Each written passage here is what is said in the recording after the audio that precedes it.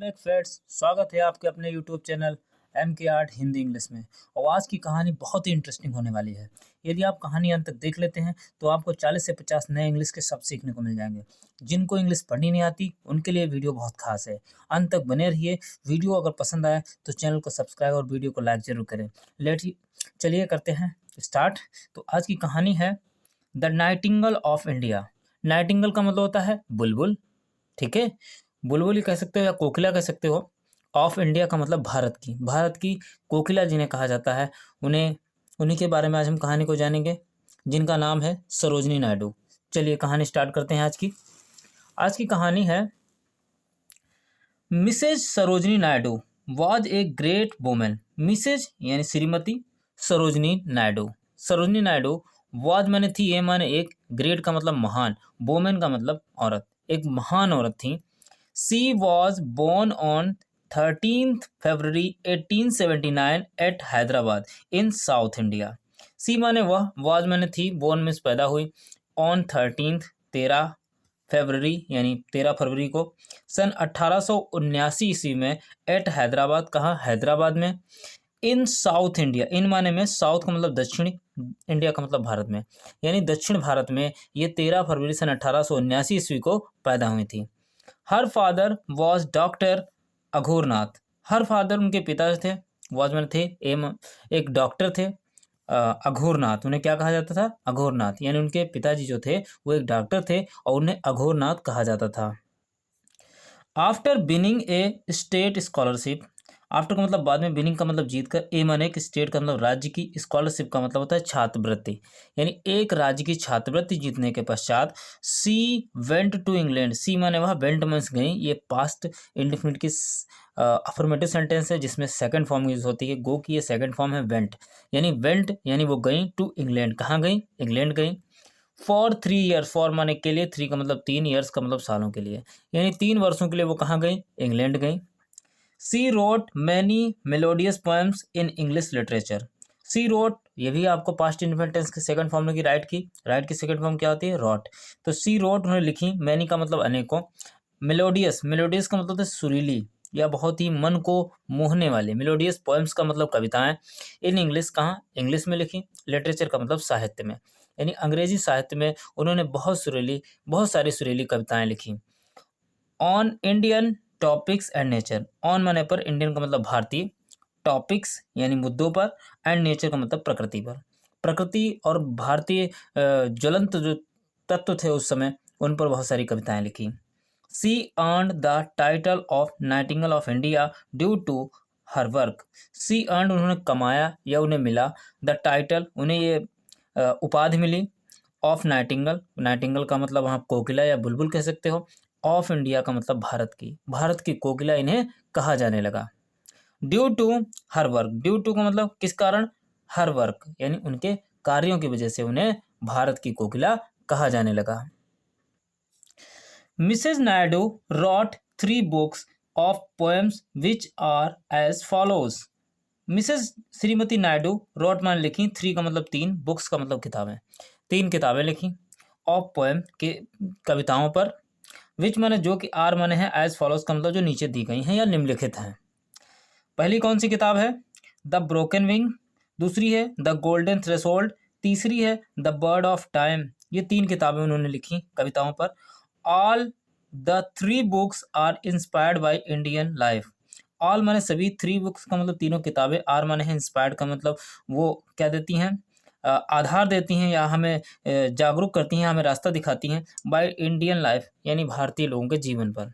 Beside these, ध्यान दीजिए क्या लिखा है, बिसाइड दीज, इनके अलावा, बिसाइड्स यहाँ पे लिखा है, बिसाइड्स का मतलब होता है के अतिरिक्त, इनके अतिरिक्त, दीज बुक्स, इन किताबों के, सी रोट, उन्होंने लिखी, सम प्लेस, कुछ नाटकें भी लिखी, आल्सो का मतलब भी, यानी कुछ नाटकें भी उन्होंने लिखी। आगे देखते हैं कहानी को, ध्यान से देखेंगे एक एक वर्ड, जिनको समझ में आया वो कमेंट करके बताएं हमें कि कौन सा वर्ड आपको समझ में नहीं आया। कमेंट करके जरूर बताएं कि आपको कहानी कैसी लग रही है।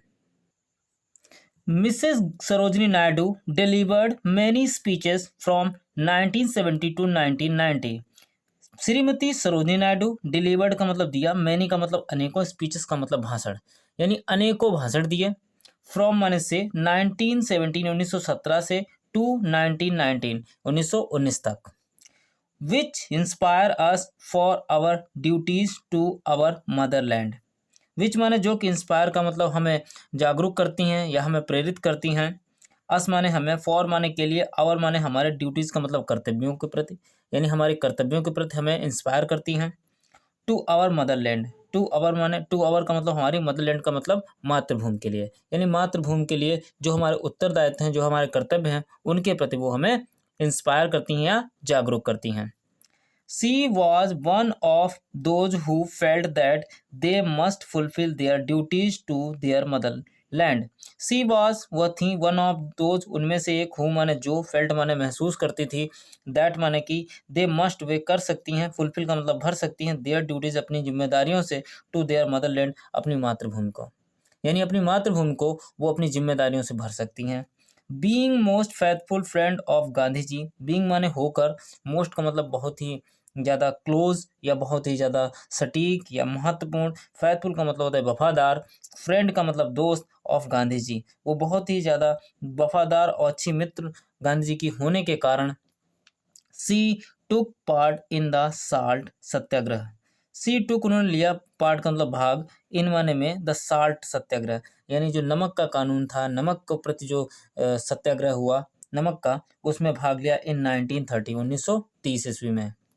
Being a part of respected delegation, she went to England with Gandhi ji. Being माने होकर, ए पार्ट एक भाग, ऑफ रिस्पेक्टेड का मतलब सम्मानित, डेलीगेशन, डेलीगेशन से आपको बता दें, डेलीगेशन वो होते हैं मंत्रिमंडल जिसको कहा जाता है, यानी उस मंत्रिमंडल यानी उस स्वतंत्रता आंदोलन में गांधी जी के साथ होने के कारण सी वेंट वो गई टू इंग्लैंड, कहाँ गई, इंग्लैंड गई, विद माने के साथ, गांधी जी, यानी गांधी जी के साथ कहाँ गई, इंग्लैंड गई, एंड अटेंड, और उन्होंने क्या किया, अटेंड किया या वहाँ पर वो पहुंची, द राउंड टेबल कॉन्फ्रेंस, यानी गोल मेज सम्मेलन। राउंड टेबल कॉन्फ्रेंस का मतलब हिंदी में होता है गोल मेज सम्मेलन, यानी गोल मेज सम्मेलन में भी उन्होंने भाग लिया। आगे कहानी देखते हैं। She was very good in nature, she माने वह, वॉज माने थी, वेरी माने बहुत, गुड माने अच्छी, इन नेचर का मतलब अपने स्वभाव से, अपने स्वभाव से वो बहुत अच्छी थी। She was very helpful lady with a great sense of humour.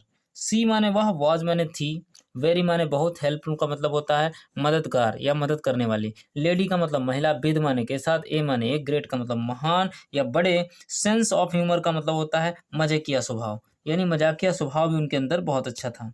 C was able to decrease mental strain among the party workers by her simple behaviour.